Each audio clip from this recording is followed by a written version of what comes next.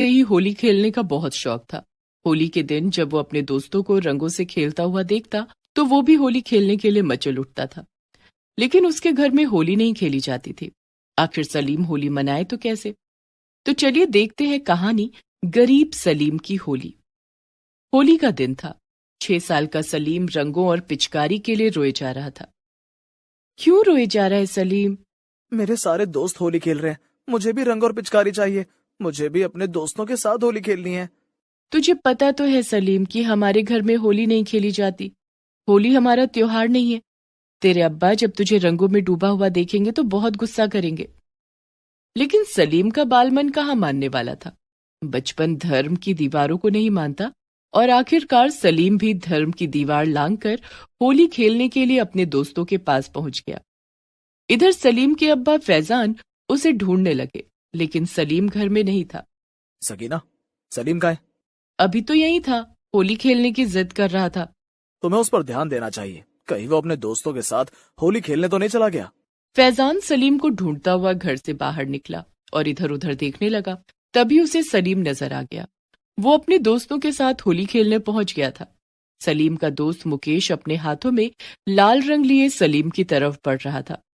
इससे पहले कि मुकेश सलीम को रंग लगा पाता, सलीम के अब्बा फैजान वहां पहुंच गए और उन्होंने सलीम को डांटते हुए कहा, सलीम, तुम्हें मैंने होली खेलने से मना किया था ना? अब्बा की डांट सुनकर सलीम सहम गया। मुकेश ने भी उसे रंग नहीं लगाया। दोनों बहुत डर गए थे।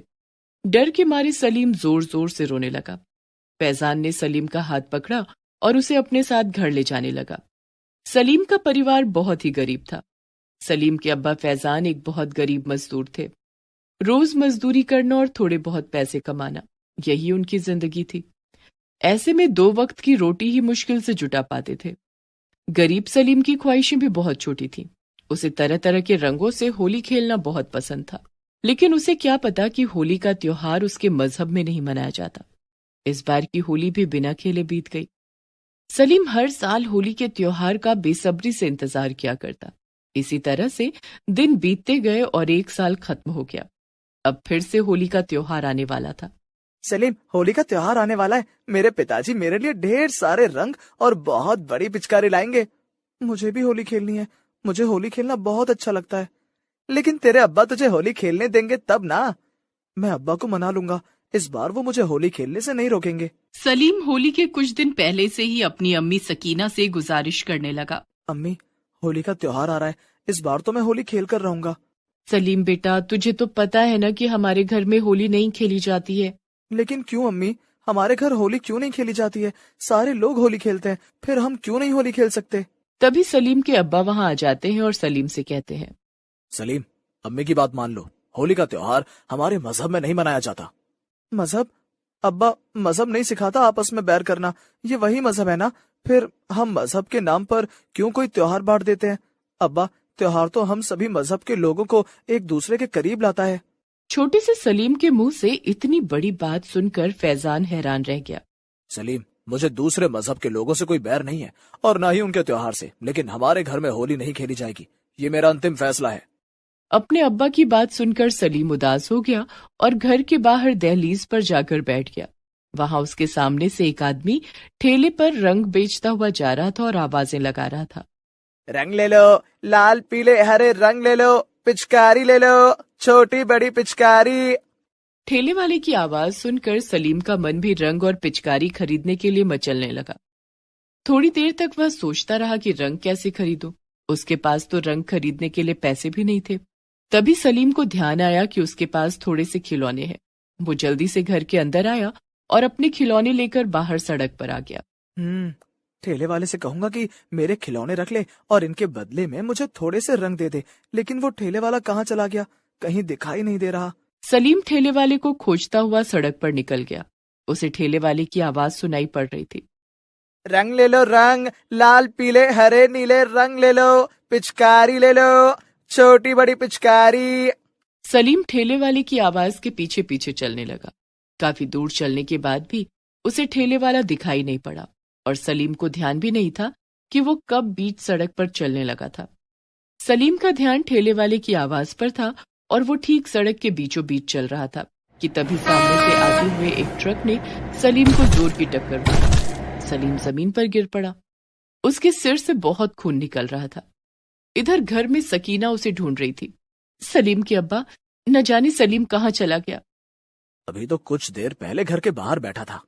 हाँ, लेकिन अब वो ना तो घर के बाहर है और ना ही घर में। मैंने आस पड़ोस में भी ढूंढ लिया, लेकिन सलीम कहीं नहीं है। तुम फिक्र मत करो सकीना, मैं सलीम को ढूंढ कर लाता हूँ। मेरा दिल बहुत घबरा रहा है, मैं भी आपके साथ चलूंगी। फैजान और सकीना दोनों सलीम को ढूंढने निकल पड़े। थोड़ी दूर पर सड़क के बीचों बीच सकीना को सलीम के खिलौने नजर आए। अरे, ये खिलौने तो सलीम के हैं, लेकिन ये खिलौने सड़क पर कैसे आए? तभी फैजान ने देखा कि सड़क पर कुछ खून के धब्बे भी थे। फैजान और सकीना वहां आने जाने वाले लोगों से पूछने लगे। अरे भाई साहब, अभी थोड़ी देर पहले यहाँ कोई हादसा हुआ था क्या? मुझे नहीं पता, मैं तो अभी अभी यहाँ आया हूँ। तभी दूसरे आदमी ने फैजान से कहा। हाँ, अभी कुछ समय पहले एक छोटे से बच्चे का एक्सीडेंट हो गया था। एक ट्रक ने उसे जोर की टक्कर मारी थी, लेकिन उसके बाद उस बच्चे का क्या हुआ मुझे मालूम नहीं। ये सब सुनते ही सकीना जोर जोर से रोने लगी। सलीम, मेरा बच्चा, या खुदा मेरे बच्चे को बचा ले। ना जाने मेरा सलीम कहाँ होगा और किस हाल में होगा। चुप हो जाओ सकीना, हम सलीम को ढूंढ लेंगे, वो यहीं कहीं आसपास होगा। फैजान सकीना को दिलासा देने लगा, हालांकि वो खुद बहुत घबराया हुआ था। तभी फैजान के फोन की घंटी बजी। हेलो हेलो, मैं राकेश बोल रहा हूँ। आपके बेटे का एक्सीडेंट हो गया है, आप लोग फौरन अस्पताल आ जाइए।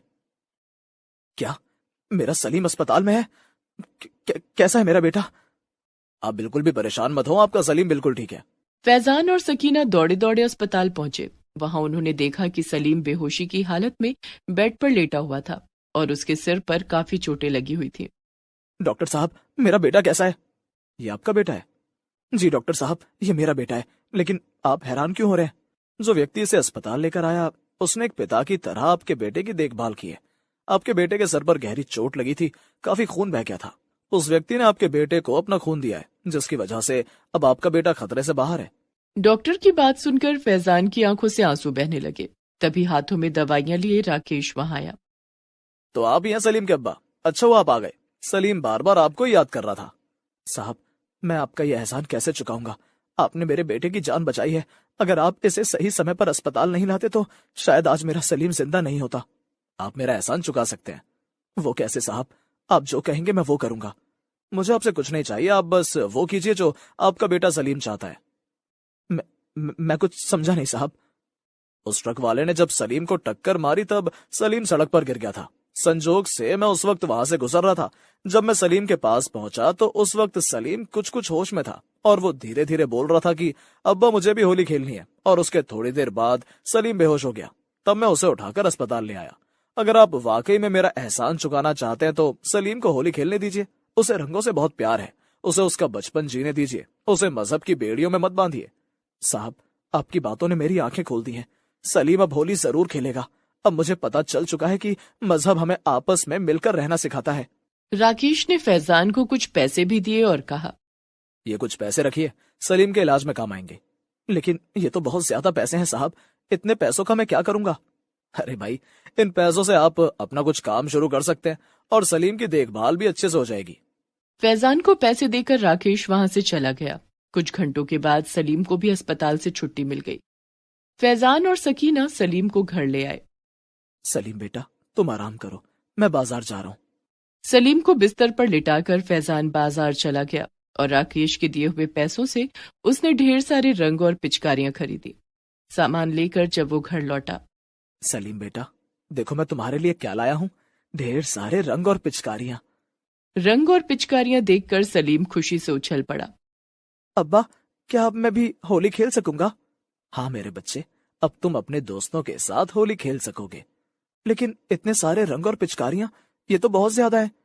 फैजान ने उसमें से कुछ रंग और एक पिचकारी सलीम को देते हुए कहा, ये पिचकारी और रंग तुम्हारे लिए हैं और बाकी सारे रंग और पिचकारियों को मैं बाजार में बेचूंगा। इनसे जो पैसे मिलेंगे उससे हम होली का त्योहार मनाएंगे।